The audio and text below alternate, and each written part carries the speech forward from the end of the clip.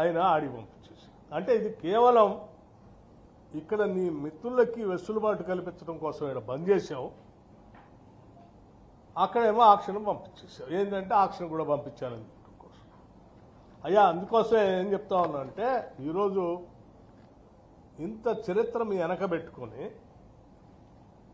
42,000 మంది ఉద్యోగస్తులు నేరుగా పనిచేసేటువంటి పర్మనెంట్ ఉద్యోగస్తులు, 22,000 మంది కాంట్రాక్ట్ అవుట్సోర్సింగ్ ఉద్యోగస్తులు, దాదాపు ఇంకో 50,000 మంది పరోక్షంగా ఆధారపడి బతికేటువంటి వాళ్ళు, తెలంగాణ రాష్ట్రాన్ని తలమానికంగా ఉన్నటువంటి సింగరేణి సంబంధించిన ఈ వ్యవస్థని సర్వనాశనం చేసిన కుటుంబ అవసరాల కోసం ఈరోజు తగుదనమ్మా అని చెప్పి మళ్ళీ కాంగ్రెస్ గవర్నమెంట్ వచ్చింది. కేంద్రం వాళ్ళు ఏదో ఆక్షన్ పెట్టడానికి ముందుకు వచ్చారు, కాంగ్రెస్ వాళ్ళు తయారయ్యారు ఆక్షన్లో పార్టిసిపేట్ చేయడానికి మాట్లాడుతూ ఉన్నారు. మేము చెప్తా ఉన్నాం చాలా స్పష్టంగా, ఇప్పటికే కాంగ్రెస్ ప్రభుత్వం రాగానే ఎన్నికలు, పార్లమెంట్ ఎన్నికల కంటే ముందే కేంద్రంలో ఉన్నటువంటి ఆనాటి కోల్ మినిస్టర్ని కలిశాం. సింగరేణి పరిసర ప్రాంతాల్లో ఉన్న కోల్ బ్లాక్స్ అన్నింటినీ కనీసం ఇప్పటికైనా మీరు కొంత నిర్ణయం తీసుకొని మాకే అలాట్ చేయండి అని అడిగాం, ఆక్షన్ లేకుండా. మీలాగా ఆక్షన్లో పార్టిసిపేట్ చేయకుండా ఉండాలని మేము కుట్ర చేయలే, అది ఎగ్జామ్షన్ ఇవ్వండి అని అడిగాం. అడగటమే కాదు, ఇప్పుడు కూడా ఏదో తెలంగాణ మీద విపరీతమైన ప్రేమ ఉందని మాట్లాడుతున్నటువంటి భారతీయ జనతా పార్టీకి సంబంధించిన మంత్రివర్యులు, మరి మన రాష్ట్రానికి సంబంధించిన ఆయన కోల్ మంత్రిగా వచ్చారు, బొగ్గు మంత్రిగా. తెలంగాణలో తలమానికమైనటువంటి ఈ శాఖ మీ దగ్గరకు వచ్చింది, వారికి కూడా మేము విజ్ఞప్తి చేస్తూ ఉన్నాం. రేపు మీరు దేశవ్యాప్తంగా కోల్ మైన్స్ సంబంధించి ప్రారంభం చేస్తా అని చెప్తా ఉన్నారు కాబట్టి, దాంట్లో ఇక్కడ ప్రాంతంలో ఉన్నటువంటి శ్రావణపల్లి బొగ్గు గని వేల వేసేందుకు కేంద్రం నిర్ణయం తీసుకుంది కాబట్టి, దాన్ని సంబంధించి కూడా సింగరేణి తరఫున రాష్ట్ర ప్రభుత్వం కిషన్ రెడ్డి గారిని కలుస్తాం, వారికి విజ్ఞప్తి చేస్తాం.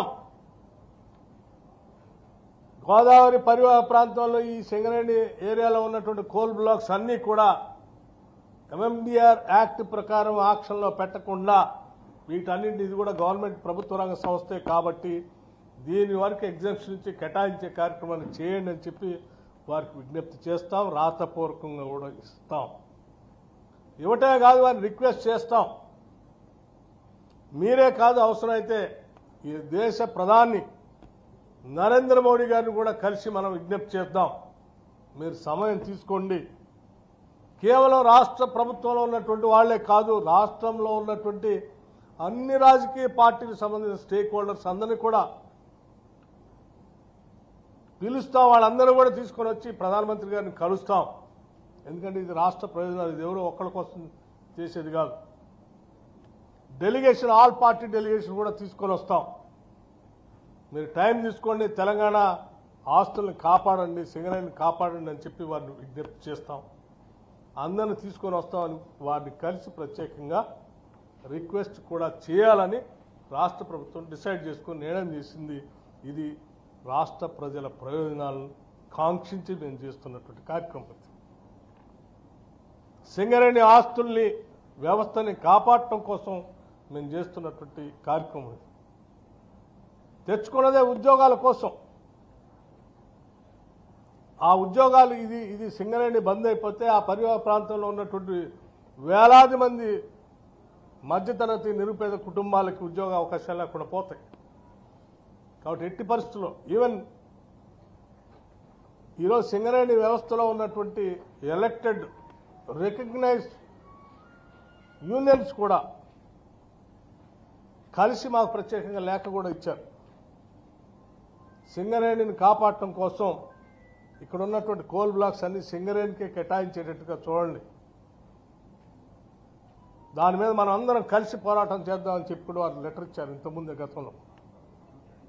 మేము ఇప్పుడు కూడా చెప్తున్నాం, రాష్ట్రంలో నిజంగా మీకు మేము టైం తీసుకుంటాం, కిషన్ రెడ్డి గారిని అడుగుతాం, నరేంద్ర మోడీ గారి టైం కూడా అడుగుతాం. మీకు ఏమాత్రం ఈ రాష్ట్రంలో ఉన్న రాజకీయ పార్టీ ఇంకా ఉండి 10 ఏళ్లు పాలించినటువంటి టీఆర్ఎస్ పార్టీ బాధ్యత ఉంటే మీరు కూడా ఆ డెలిగేషన్లో వచ్చి గతంలో మీరు చేసిన తప్పుల్ని ఏదో ఆ యాక్ట్కి మద్దతు ఇచ్చి చేసి